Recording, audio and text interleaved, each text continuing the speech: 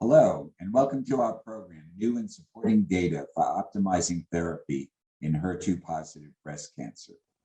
I'm Lee Schwartzberg, Chief Medical Officer for OneOncology and Professor of Medicine at the University of Tennessee Health Science Center. I am joined by Dr. Reshma Mahtani, Associate Professor of Medicine, University of Miami School of Medicine. We're going to start talking about early HER2-positive breast cancer. And this field has transformed over the last 15 years after the addition of targeted therapy directed against the HER2 molecule, the driver alteration in this subset of breast cancer. And as is well known, the first studies looked at the addition of trastuzumab to chemotherapy in the adjuvant setting after showing benefit of trastuzumab in the metastatic setting, which we'll hear about later in the program. Starting with trastuzumab in 2005, we've developed a number of therapeutic regimens with augmented effectiveness, adding additional anti-HER2 drugs, whether they were anti-HER2 antibodies like pertuzumab, small molecules like neratinib, the small molecule TKI, or the addition of antibody drug conjugates like TDM1. And all of these have been approved by the FDA for use in HER2-positive breast cancer. Recently, we've moved into tailored approaches. And as you'll hear, we're now exploring the concept of de-escalation. And also importantly for early stage HER2-positive breast cancer, a paradigm shift to the use of neoadjuvant chemotherapy in a large fraction of patients with this disease. So the current state of HER2-positive early breast cancer is that we have made tremendous therapeutic advances. And clearly, as you'll see, we've improved outcomes for patients with this disease, which arguably had the worst outcome because of the aggressive biology in the era before that we had targeted therapies like trastuzumab and the next generations of anti-HER2 therapy. We still need to make sure we're selecting patients who need more aggressive therapies and trying to understand which those patients are, either by their stage or increasingly by biology. And there is an important impetus now to reduce the toxicity of the HER2-directed therapy and chemotherapy for these patients when it's appropriate. So we find ourselves in a good situation where we've made great advances, and now we can start to think about, for certain populations, de-escalating in therapy, reducing toxicity, but maintaining the efficacy.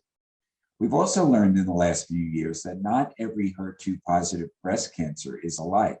In fact, the way that we define HER2 positivity by immunohistochemistry positivity or by FISH positivity, reflecting either overexpression of the HER2 molecule on the surface of the cells or amplification of the HER2 gene, and both typically, isn't the whole story.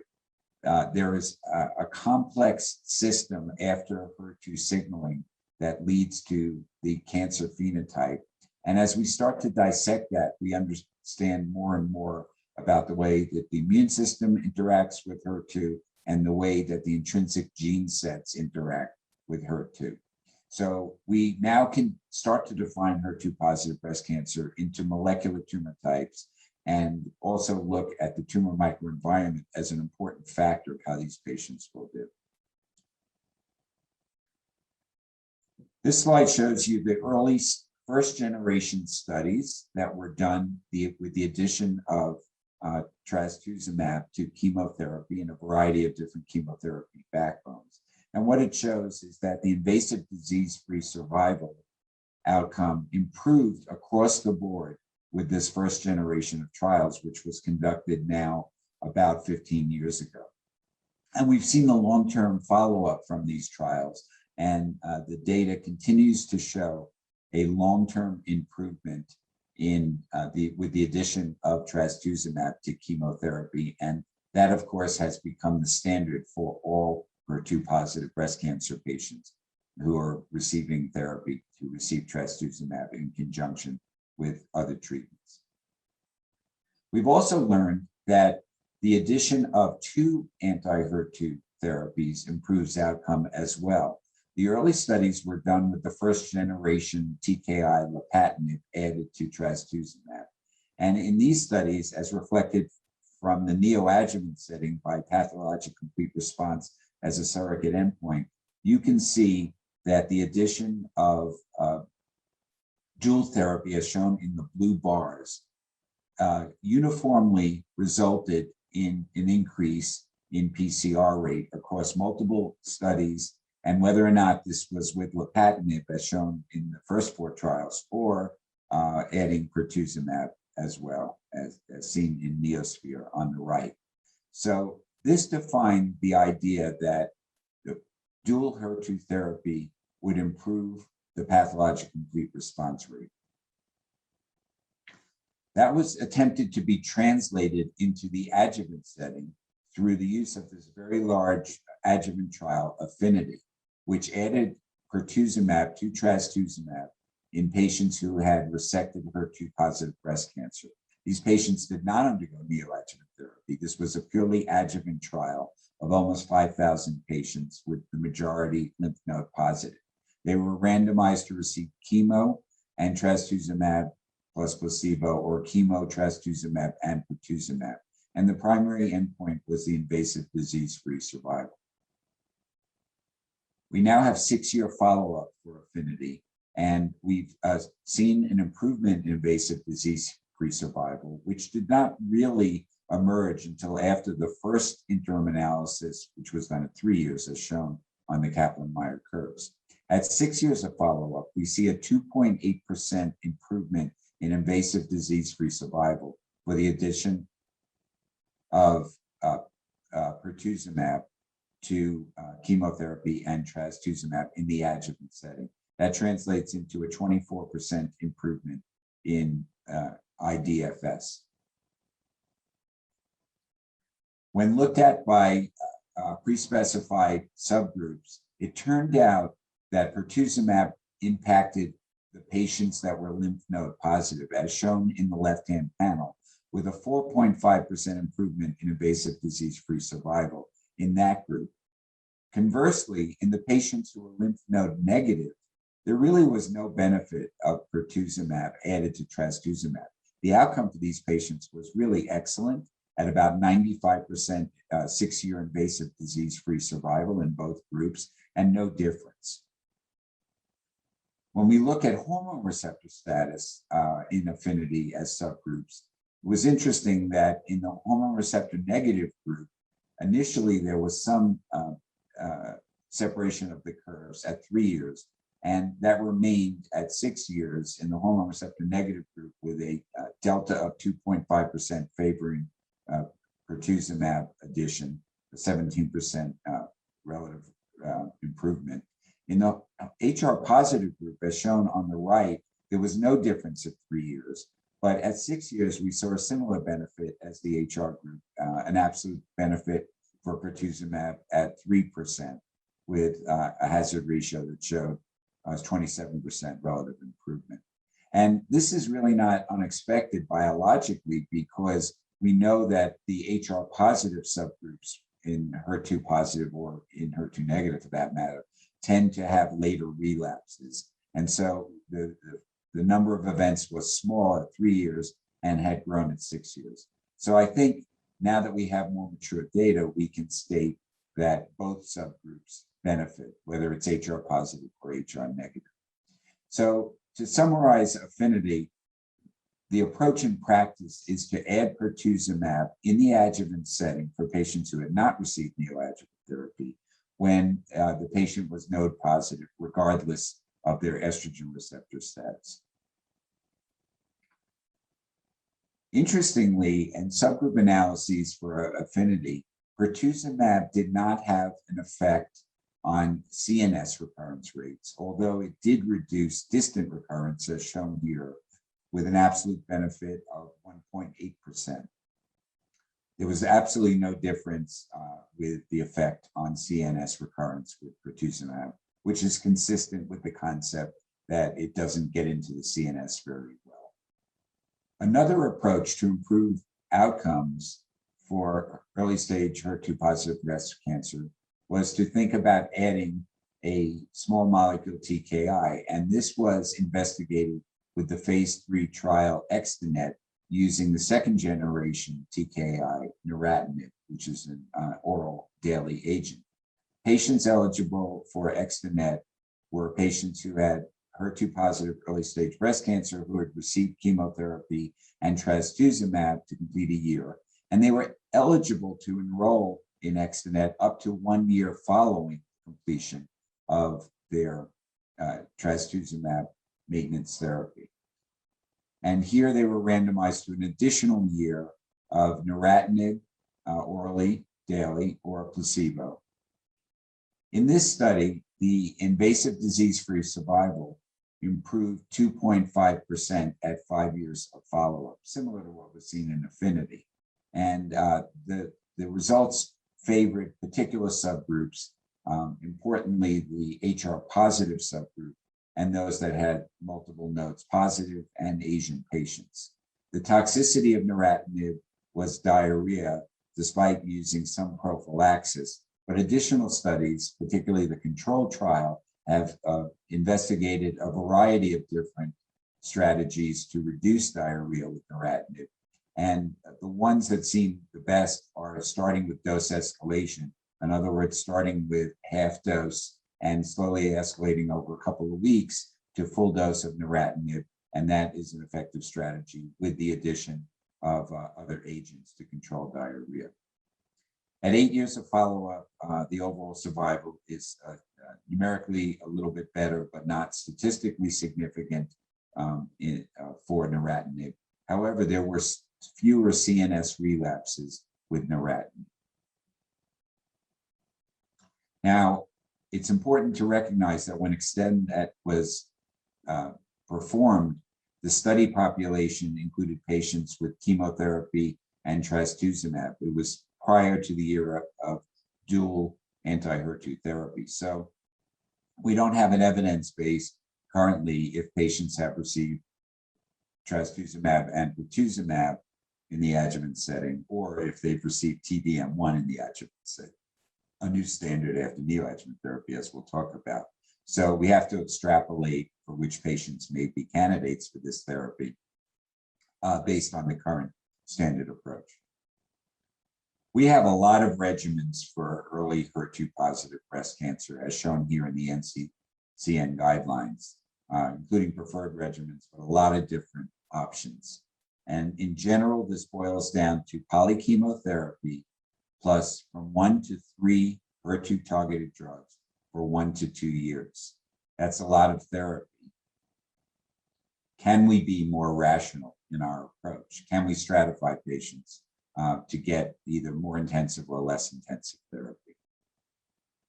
Well, we can, and the first exception that was identified is patients with small node negative HER2 positive tumors. And the APT trial, which was a phase 2 single arm trial, but a large trial of patients, had a lot of impact with the results. And that's because with now 7 years of follow-up, patients who received single agent chemotherapy with just 12 weeks of paclitaxel and 1 year of trastuzumab, both concurrent and following the paclitaxel, had an excellent outcome, as shown here in the Kaplan-Meier curve, and the table which shows the invasive disease-free survival, the recurrence-free survival was 97.5% in this patient population at 7 years. An excellent result that would be hard to improve on by adding more drugs, which would increase the toxicity.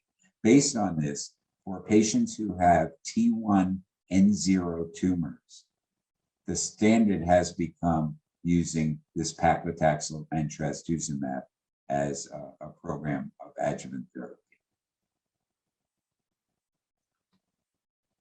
We've also learned that for both triple negative breast cancer and HER2 positive breast cancer, the pathologic response to therapy, if one gives chemotherapy prior to primary surgery to remove the tumor, is an excellent prognosticator for long-term outcome.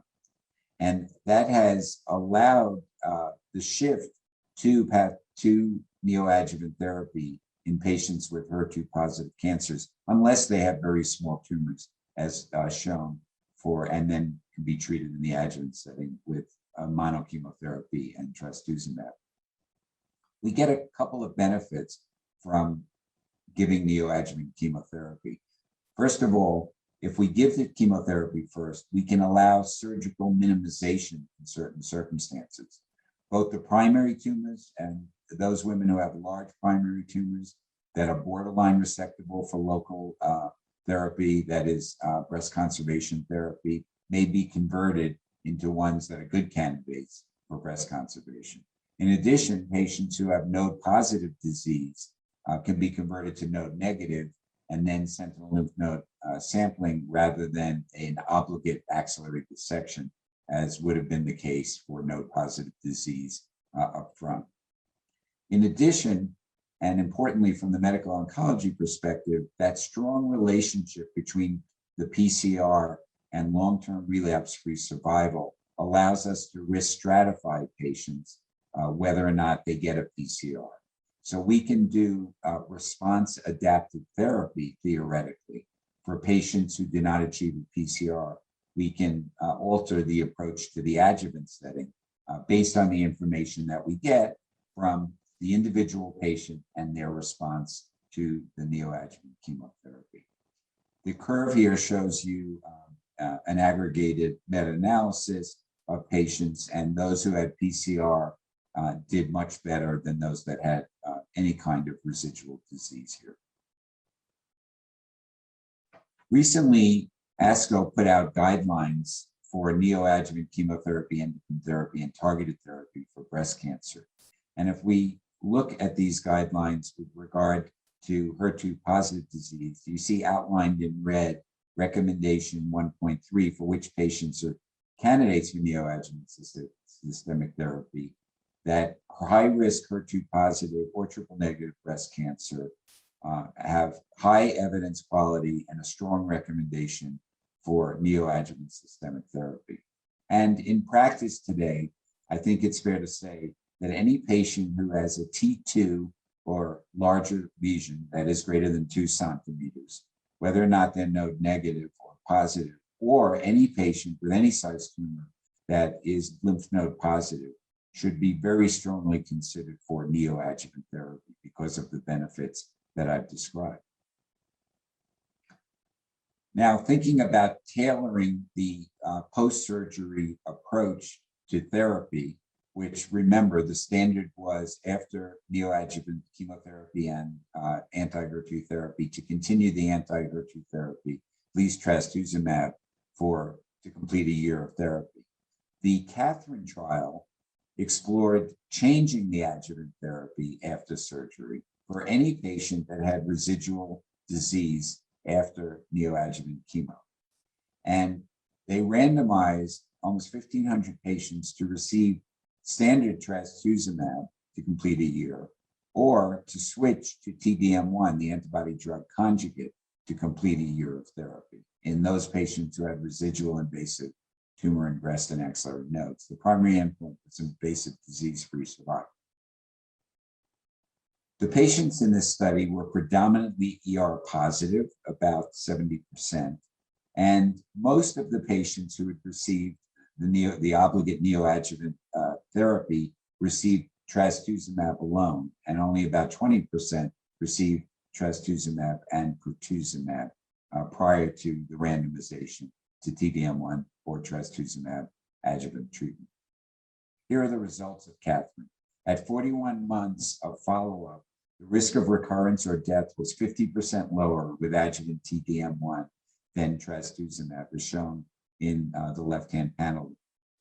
And the freedom from distant recurrence is shown in the right-hand panel, which also shows a 40% reduction in distant recurrence. The absolute benefit for IDFS was very substantial in Catherine, an 11% improvement. So these patients, again, who had residual disease after neoadjuvant chemotherapy did not have a particularly good prognosis with the standard trastuzumab maintenance therapy. And TDM1 very measurably improved their outcome. So far, because this study is still relatively young in its events, the interim analysis did not show a statistically significant benefit to TDM1, but that was only 3.5 years of follow-up, and we expect to see longer-term follow-up for Catherine in the near future. If you look at the right-hand panel here, you'll see, interestingly, that the distant recurrence rate absolutely went from 16% to 10.5% with TDM1, but actually the CNS recurrence rate was numerically a little higher in the TDM1 arm and was significant at around 5% for both.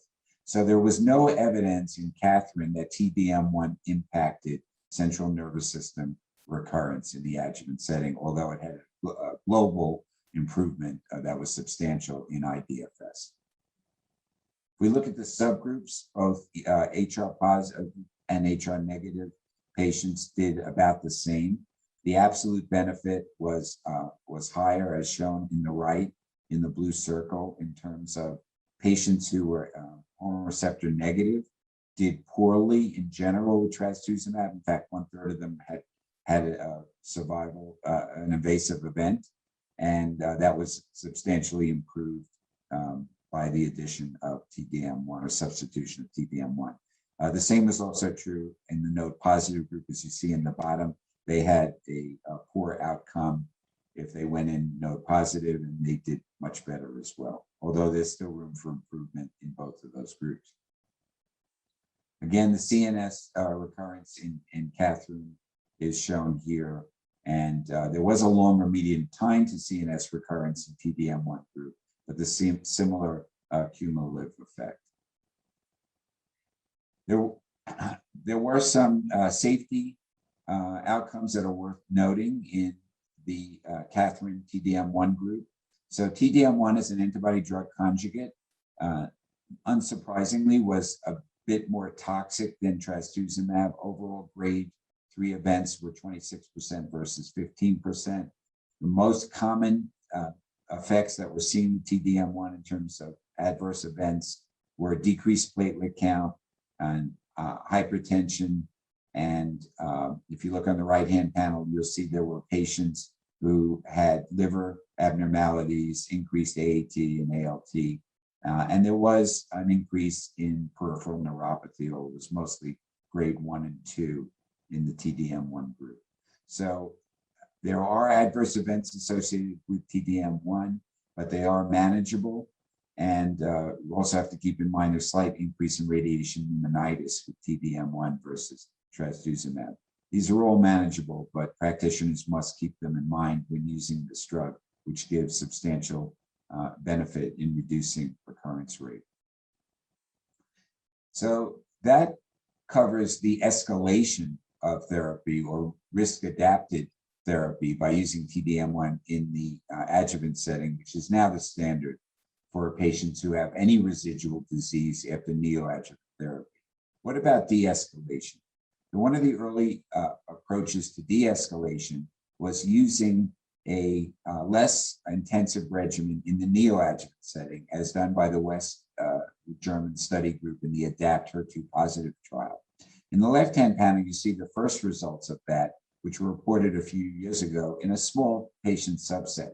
Some of these patients received only antibodies, trastuzumab and pertuzumab, and even there, they did have a PCR rate, and the patients who received simply the 12-week regimen of paclitaxel, pertuzumab, and trastuzumab in this small group had a very high pathologic complete response rate in the HER2 positive, HR negative setting.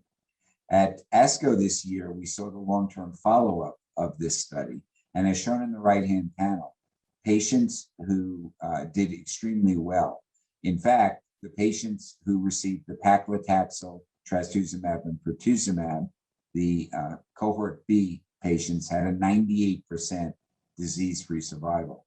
Interestingly, only 20% of these patients who had a PCR to the neoadjuvant therapy received additional chemotherapy. That was up to investigator discretion.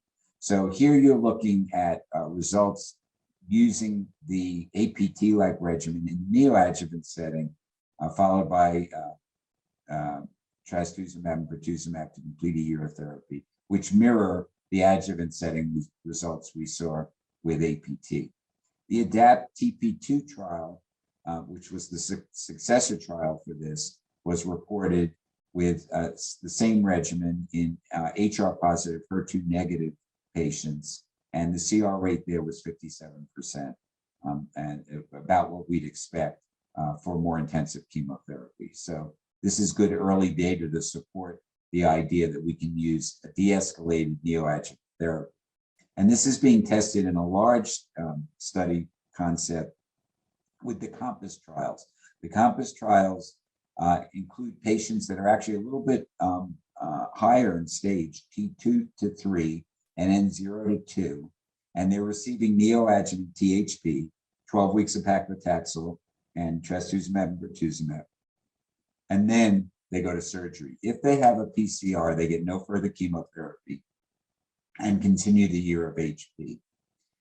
If they have residual disease, they are eligible for the other trial, which is an alliance trial, which is randomizing patients to either receive TDM1, which would be the standard for 14 cycles, or TDM1 and a second generation TKI to tucatinib, which is now approved in the metastatic setting, as you'll hear, with excellent results in that setting, in the second line or beyond, added to TDM1, in this case, as adjuvant therapy. So de-escalating in the front end here and escalating therapy as needed for only those patients that have residual disease is the concept. What about anthracyclines? We've long used anthracyclines in HER2-positive breast cancer, but we have increasing data that as we've improved the anti-HER2 therapy, that perhaps we don't need this.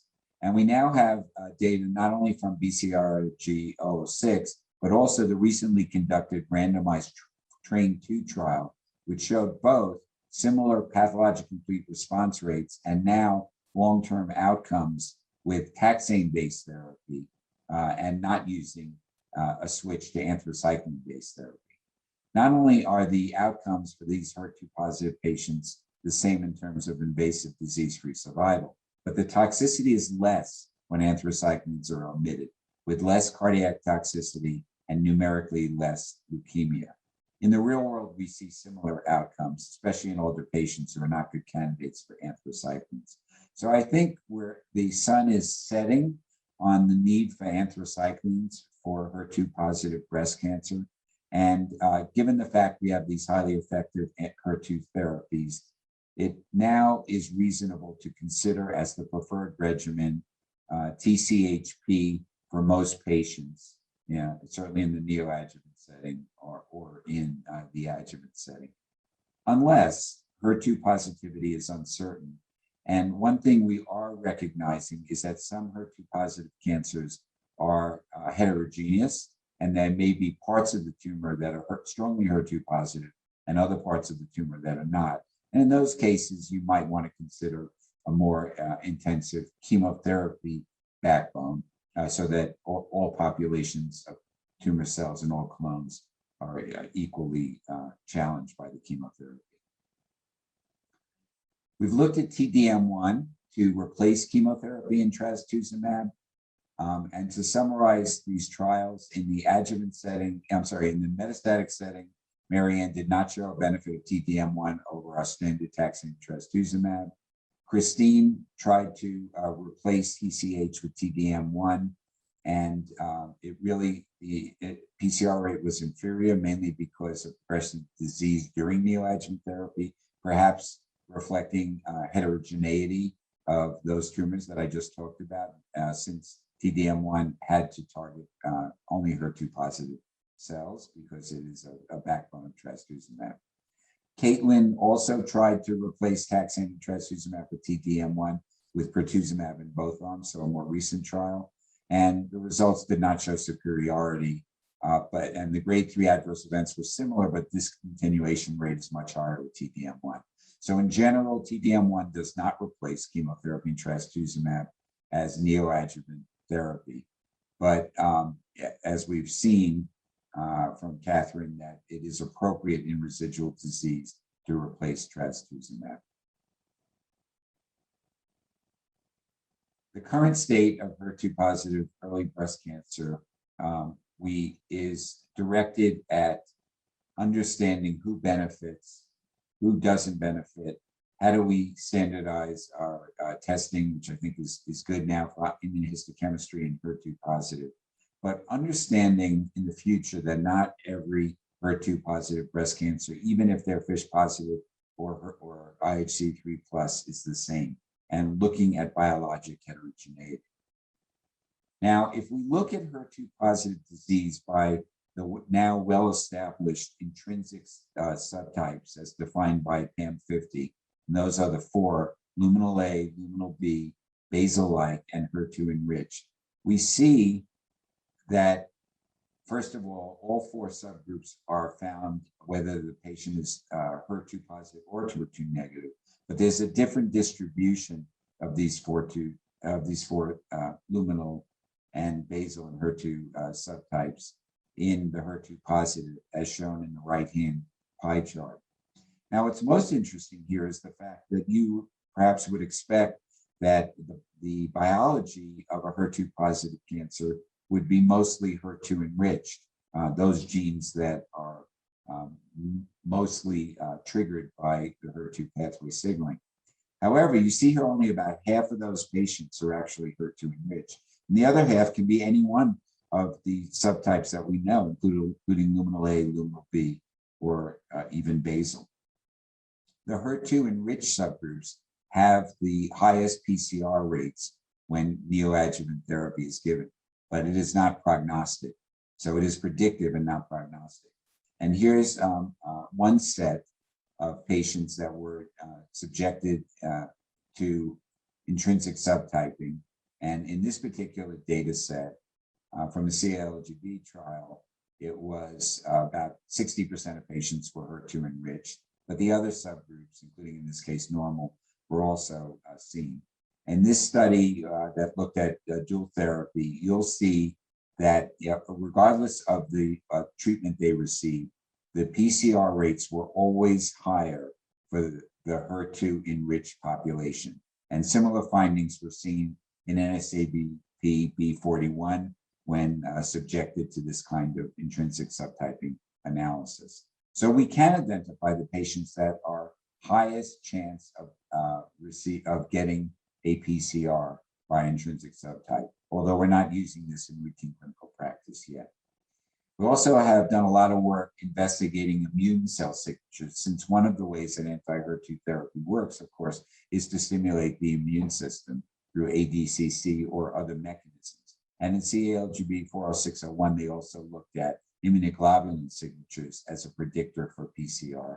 And again, here, all immune signatures associated with increased PCR, again, regardless of treatment arm, as was shown with the HER2 enriched. When looked at from the perspective of TILs, or tumor infiltrating lymphocytes, which can be seen in with light microscopy, same findings were seen in investigation in the NeoAlta trial, which also looked at lapatinib added to trastuzumab. And if we look at other markers of immune stimulation, as shown in this slide, regardless of the markers, all of those and immune activation in the tumor microenvironment was associated not only with PCR rate, but also with relapse-free survival, as shown here. Higher PCR rate and better relapse-free survival. This was independent of dual versus single therapy. And if you estimate the tumor microenvironment using TILs in the tumor specimen, you get a similar type of impact. So these are important observations. They have not yet translated into a differing approach to therapy based on the immune microenvironment, but it's something that is being actively investigated now. So in summary, HER2 positive early stage breast cancer is an escalation success story. We have learned the appropriate chemotherapies to give with anti-HER2 therapies. to cure more patients. And this patient group that had a very poor outcome in the era before anti-HER2 therapy now has an excellent outcome and a good chance at cure. We still have opportunities, though, and needs. We have an opportunity to tailor in low clinical risk tumors and reduce therapy and de-escalate. And we have the opportunity using neoadjuvant therapy to show in an individual patient what their outcome is, to determine their residual risk and to escalate therapy when appropriate for those patients. Also importantly, the new drugs that you'll hear about that are so exciting in metastatic breast cancer are now rapidly being investigated in the adjuvant and neoadjuvant setting, which sets the stage, hopefully, for even better outcomes in the future for our early stage HER2 positive breast cancer. And now I'd like to turn the program over to my colleague, Dr. Mahtani.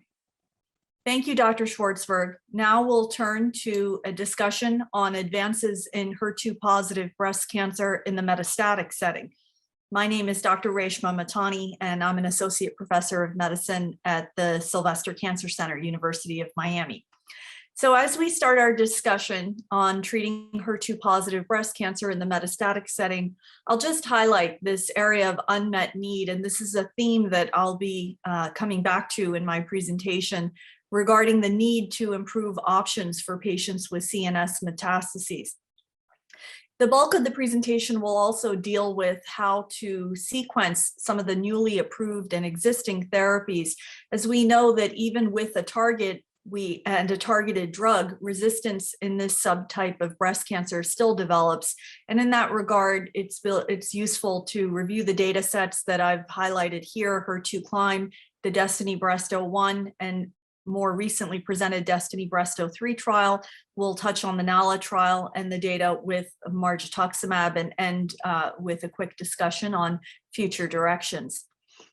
So this slide illustrates the significant survival gains that we've seen in treating HER2 positive breast cancer. These data are from a retrospective review of a series of breast cancer patients treated at the Dana-Farber Institute. And what they found is that the survival for metastatic breast cancer patients, specifically with HER2 positive breast cancer, actually has improved quite a bit, and you see how that measures up against hormone receptor positive and triple negative disease, where we have a particularly significant amount of work to still do. But we still have an unmet need in that our patients with HER2 positive breast cancer are living for many years, thankfully, and we need to understand how to sequence our newer therapies and approve agents that have a good therapeutic index. We have, fortunately, several HER2 targeted therapies, and this schematic illustrates the agents that are FDA approved, as well as some that are under investigation. There are two monoclonal antibodies, trastuzumab and pertuzumab. We also now have biosimilars for monoclonal antibodies. These are larger molecules that work on the outside of the cell. We have smaller molecules with tyrosine kinase inhibitors, three currently available: lapatinib, neratinib, and tucatinib. There are two antibody drug conjugates, trastuzumab emtansine, and the newly approved trastuzumab deruxtecan. And then we'll also touch on another monoclonal antibody, which is an FC optimized IgG monoclonal antibody, margetuximab, towards the end of the presentation. In terms of first-line treatment, we now have a firmly established standard with trastuzumab, pertuzumab, and a taxane based on the Cleopatra trial. And this slide illustrates the end of study and the end of study overall survival in the intent to treat population, where you see at 8 years, 37% of patients still alive in the pertuzumab arm, as compared to 23% in the control arm, there was an unprecedented improvement in overall survival of about 16 months with the addition of pertuzumab, and this has clearly become our standard first-line therapy. But as we move into later lines of therapy, one issue that comes up quite a bit in HER2-positive disease is the development of brain metastases, and many of these may actually go undetected. So asymptomatic brain mets have been shown to occur in 15 to 36% of patients with metastatic breast cancer. And this is based on retrospective series in the US and Europe, which are highlighted in this table. And this is something that I think that we are coming back to as a recurrent theme, in that we need to improve options for these patients. And we'll look at some data in the next set of slides with regards to tucatinib, a tyrosine kinase inhibitor, which has shown particular activity in patients that have CNS metastases. We know that as patients live longer and go on with multiple lines of therapy, the risk of developing CNS metastases can approach up to 50% in patients with HER2 positive disease. So certainly an area where we need to do much more work. But we have made progress, and I'll now go through the HER2 Climb data. This was a large randomized phase 2 study looking at tucatinib, trastuzumab, and capecitabine for patients with previously treated HER2 positive metastatic breast cancer. As a reminder, these patients had developed progression after pertuzumab, trastuzumab, and TDM1, and patients were permitted to go on the trial if they had brain metastases but did not. It was not required that they had to have brain metastases, so both populations were included, randomized 2-to-1 to capecitabine, trastuzumab, and tucatinib, or capecitabine, trastuzumab, and placebo, the primary endpoint being progression-free survival, secondary endpoints PFS in patients with brain metastases, and overall survival in all patients.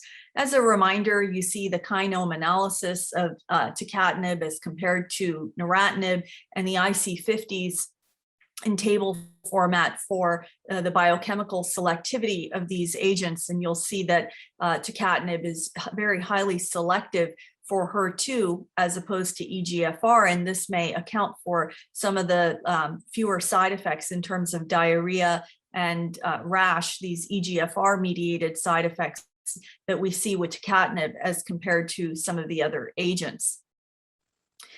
In terms of the patient characteristics for the patients that participated on the HER2 Climb trial, I'll just highlight in terms of prior therapies, again, 100% had received prior trastuzumab, close to 100% prior pertuzumab, and also all prior exposed to TDM1.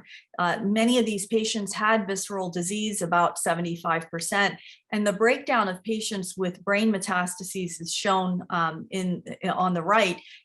Interestingly, we saw patients that were allowed to participate on the study even if they had active brain metastases, and this is unusual in that many of the studies that have been completed to date don't allow this population of patients on.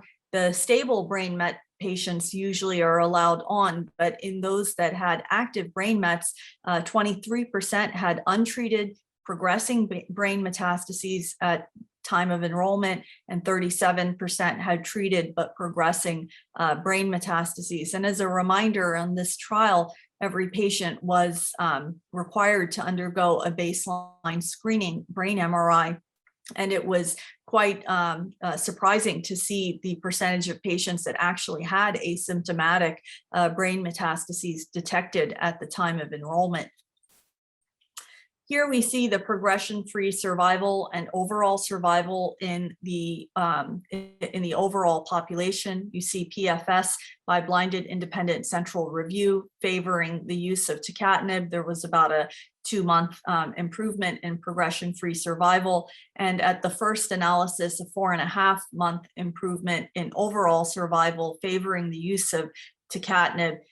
And on this basis, on the basis of this trial, the indication for tucatinib is in patients with metastatic HER2 positive breast cancer, including patients with brain metastases who have received one or more prior anti-HER2 based regimens in the metastatic setting. So certainly an option for second line and beyond. We saw updated overall survival data presented at ASCO, and we see with longer follow-up, the OS benefit with tucatinib was maintained with a 5.5-month improvement in median OS in the tucatinib arm compared to the placebo arm. And this is despite the fact that patients were actually permitted to cross over the overall survival analysis. The sensitivity analyses accounting for this crossover showed consistent results. So very impressive data. OS is the holy grail, so to speak, of endpoints in breast cancer trials. And here we have a study that has achieved an OS benefit. As we look at disease control rate with a waterfall plot, we see the change in tumor volume in the tucatinib arm, regardless of the presence or absence of brain metastases. The disease control rate was 92% in the tucatinib arm, 85% in the placebo arm, and the overall response rate of 40.6 versus 22.8%. And we see that the survival benefit in patients with stable disease as best response, again, favored the tucatinib arm. For patients without brain metastases, this drug tends to be thought of in patients with brain metastases, as it is very active, as I have gone through some of those data. But even in patients without brain metastases, we see that the risk of progression or death was reduced by 43% in the total population. And you see the median PFS 9.6 versus 6.8 months. And again, for those with brain metastases, progression-free survival, the 12-month progression-free survival was 22% in the patients on the tucatinib arm versus only 5% for those randomized to placebo. And the OS in all patients with brain metastases shown on the right, again, an improvement in the 12-month overall survival, 70.1% versus 47.7% in the patients randomized to placebo. This was a very interesting analysis looking at time to new brain lesions or death in all patients. And this was reduced by 48% in all patients with or without brain metastases. Median new brain lesion free survival was not reached in the tucatinib arm versus 11.7 months in the placebo arm. And I think this is a very useful, clinically useful endpoint to look at, because again, we know the issue when patients develop brain metastases in terms of the need for further therapies, the quality of life decrement that's seen when patients develop brain metastases, leading to the intervention, which of course has its own set of side effects. So I think this is a very meaningful endpoint. And what we also saw as presented at San Antonio last year was that the analysis by hormone receptor status showed that the PFS benefit was observed regardless of hormone receptor status. And there was, again, a clinically meaningful improvement in overall survival, also regardless of hormone receptor status. And you see the absolute numbers detailed on this slide. Now, shifting gears as we discuss other available HER2 targeted agents, we have now another antibody drug conjugate. The first one that we were very used to using was TDM1, and you see the attributes of TDM1 on the right-hand side of the slide. So recall that these antibody drug conjugates are a very clever way of delivering chemotherapy directly to the cancer cell. You have a humanized anti-HER2 IgG monoclonal antibody that has the same amino acid sequence of trastuzumab, and covalently linked to that is a chemotherapy payload. And in the case of trastuzumab deruxtecan, that payload is a topoisomerase 1 inhibitor, and the linker is a tetrapeptide-based cleavable linker, you see the high drug to antibody ratio of 8 as compared to the TDM1, where that DAR is 3.5. And that cleavability of the linker may then result in this bystander effect that we're witnessing with trastuzumab deruxtecan and some of the other newer ADCs, where we don't see this bystander effect with TDM1. So the first data set that we had with trastuzumab deruxtecan was a non-randomized phase 2 study, the DESTINY-Breast01 trial. Recall that these were patients that were HER2 positive, centrally confirmed, who had all received prior TDM1. A few were actually intolerant to TDM1. Of course, those patients that had a prior history of significant ILD were excluded, and patients with brain metastases, as long as they were stable, were permitted on. Active brain metastases patients were not permitted on. And after a dose finding part of this trial, the 5.4 milligram per kilogram dose was identified. You see the median duration of follow-up at the various data cutoff time points that we have, with the most recent data from March 2021, a median duration of follow-up of 26.5 months now presented at ESMO, and I'll be sharing that data with you. In terms of the patient characteristics, again, geographically, we saw patients from Asia, North America, and Europe participate on this trial. The vast majority had a performance status that was fairly good, about a 50-50 split in terms of hormone receptor status, and median age 55. All of these patients, again, had been prior exposed to trastuzumab and TDM1. 2/3 had seen pertuzumab. And this population had a heavy visceral disease burden, 91.8%. Now, here we see the efficacy, the summary of the efficacy in the intent to treat analysis. You see the various time points, the most recent all the way to the right, March 2021. And this overall response rate has been pretty consistent at each evaluation, now 62%, quite impressive in a heavily pretreated population with a median number of prior treatments of 6. We see the median duration of response, 18.2 months, and median progression-free survival, 19.4 months. Time to response, very quick, and I can tell you in my practice, I've seen this play out in my clinic, where these patients go on this treatment and we see responses fairly quickly. And OS data still not mature. So here we see the estimated 12, 18, and 24-month OS rates. Now we're at an estimated 24-month OS of 58% in this non-randomized phase 2 trial, with further follow-up ongoing. And we see the median PFS of 19.4 months. Again, quite impressive in this heavily pretreated population. One issue that we've had to deal with regards to this therapy is the risk of ILD pneumonitis. And unfortunately, we have seen patients experience grade 5 events at about 3%. And here since the June 2020 cutoff, there was one new case of grade 1 trastuzumab deruxtecan related ILD. There was an independent adjudication committee. And I think that as we look at this agent in further follow-up, we'll be reviewing the DESTINY-Breast03 data with regards to the ILD rates. We're reassuringly seeing that with careful monitoring and early intervention, the rates are coming down for this feared side effect. There was a subgroup analysis of patients who had brain metastases. Those 24 patients with stable brain metastases, again, not as compared to the HER2 Climb data set that we just went through, where there were patients that actually had active brain metastases.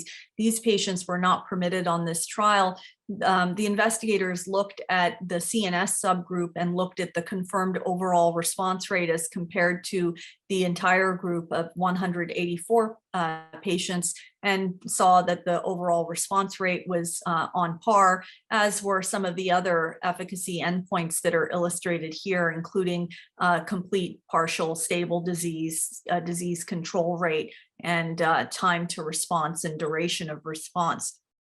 They also actually looked at CNS responses. 17 had brain lesions at baseline. Data were available for 15, and they saw a 41% partial response in patients with CNS disease. But a caveat would be just to recall that these patients had to receive, the patients that had received radiation had to receive it 60 or more days prior to registration. So whether we're seeing some later effects of radiation or we're actually seeing a benefit in the CNS with this agent is a bit unclear, but there are certainly ongoing studies for patients with brain metastases looking at this very active agent. I alluded to these data, and now I think we're all aware that these data were presented at ESMO just recently, and this was a highly anticipated study looking at a head-to-head comparison of trastuzumab deruxtecan to our current standard, which was TDM1 in patients with unresectable or metastatic HER2 positive breast cancer treated previously with trastuzumab and a taxane. And again, they could have had clinically stable treated brain metastases with stratification factors shown here. And the primary endpoint was progression-free survival. So in terms of baseline characteristics, we saw that about 50-50 had hormone receptor positive versus negative disease, stable brain mets, 24%, no brain mets, 76% to 80%, well balanced in both arms. And again, a disease burden that we would expect in HER2 positive disease being high in terms of visceral disease. These patients were treated with this agent in a earlier line of therapy. 50% had received, roughly in both arms, had received a median of 1 prior line of therapy. So certainly looking at this agent in an earlier line of treatment as compared to the DESTINY-Breast01 data that we just reviewed. And again, all of these patients had seen prior trastuzumab, 2/3 had seen prior pertuzumab, and some had even received prior anti-HER2 tyrosine kinase inhibitor therapy. So this was really impressive. Kaplan-Meier looking at the progression-free survival by blinded independent central review, look at the hazard rate of 0.28, highly statistically significant. We see that in the TDXD arm, the median PFS was not reached as compared to 6.8 months in the TDM1 arm. So definitely a very highly active agent with clear activity in patients treated even earlier on. In the secondary endpoint PFS by the investigators, we saw a median PFS of 25.1 months versus 7.2. Again, confirming what we know about this therapy, that it is a highly effective treatment. OS data is not yet mature due to the relatively few events, but we're of course interested to see if this translates into an overall survival benefit with this agent. As I started to discuss earlier when we were looking at the ILD rates in the DESTINY-Breast01 data, here we were reassured to see that there were no grade 4 or 5 events. The majority of these events were actually grade 1 and 2. And again, the take-home point is early intervention, early recognition, holding the therapy, instituting steroids when appropriate, and engaging with our colleagues, pulmonary NID, to clarify if this is indeed what we are dealing with. And then in terms of cardiac toxicity, again, reassuringly, we saw no hint of any EF issue. Certainly no grade 3, 4, or 5 events. Now, turning to the data that we have with neratinib in the metastatic setting, we do have this agent available in the extended adjuvant setting for patients with high risk HER2 positive disease. This was a phase 3 registration study that looked at utilizing neratinib in combination with capecitabine versus our lapatinib capecitabine, again, head to head in patients that had had two or more prior lines of therapy. And you see a nice summary of some of the efficacy data in this trial on the right-hand part of the slide, which will go through. The time to intervention for symptomatic CNS disease was longer in the neratinib arm, and there was not a survival benefit, but certainly a progression-free survival benefit was noted by restricted means analysis, and overall response rate in patients with measurable disease was higher in the neratinib arm.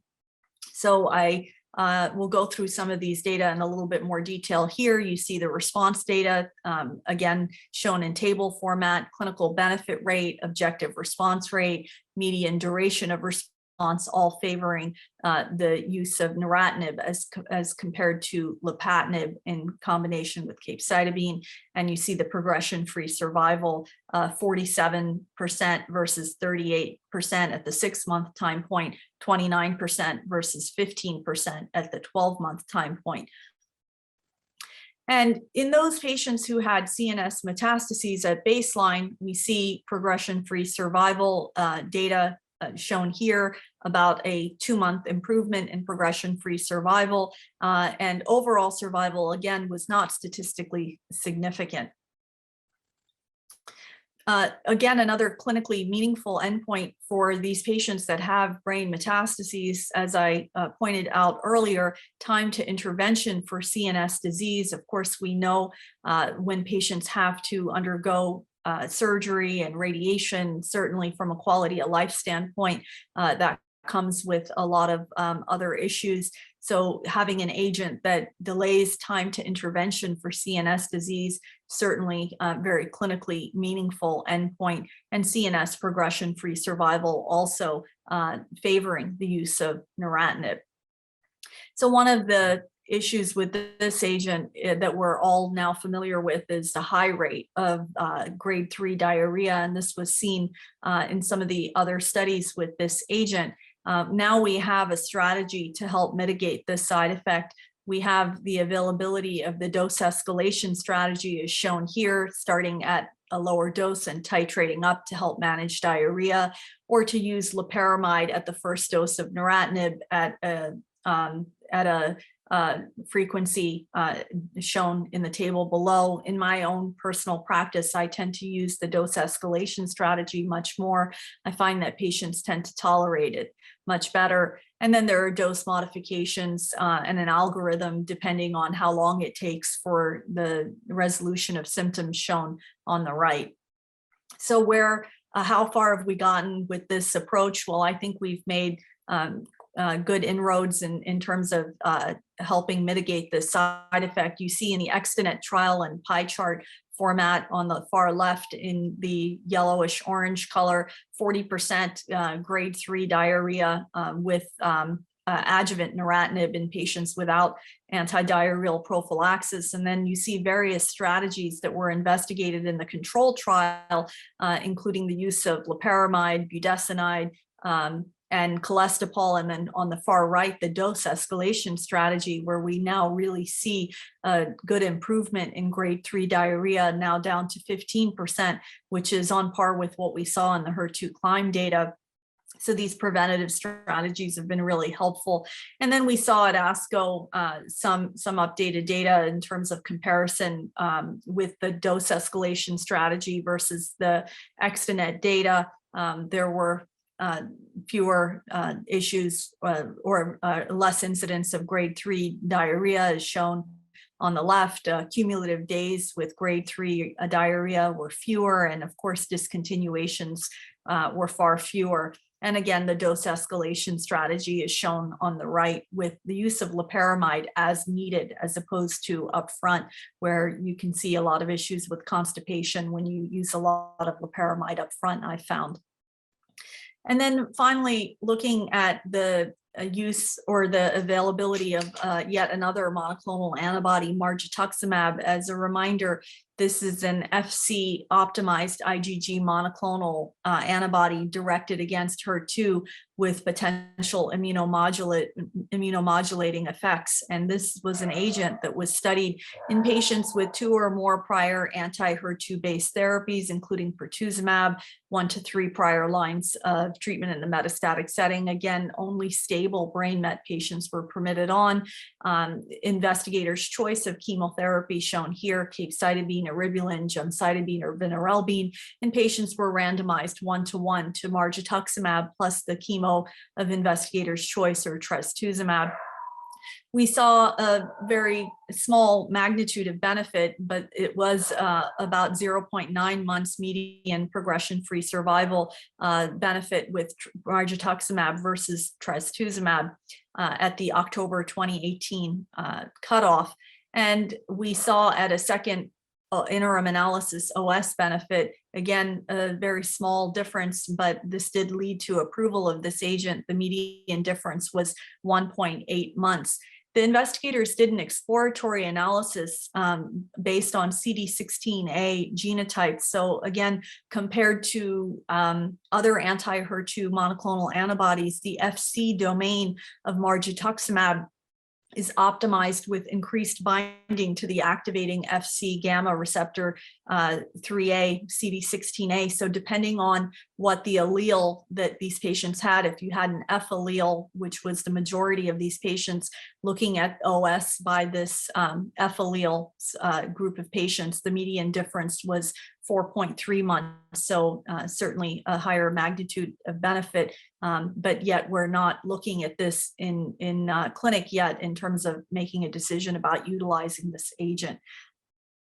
So as we end, I'll just end with this forward-facing or forward-looking trial slide, looking at what the opportunities we have ahead. We're certainly making progress. We've made progress with multiple new agents in the metastatic setting. The challenge, again, remains in identifying mechanisms of resistance and sequencing these therapies, especially as we now have the use of trastuzumab deruxtecan based on the DESTINY-Breast03 trial, hopefully earlier on in the treatment course, and what to do with drugs like TDM1 in the metastatic setting. These are areas that we certainly still need to investigate, but we also have other opportunities in terms of other agents like PIK3CA inhibitors, which have been improved in hormone receptor positive disease, CDK4/6 inhibitors, again, making definite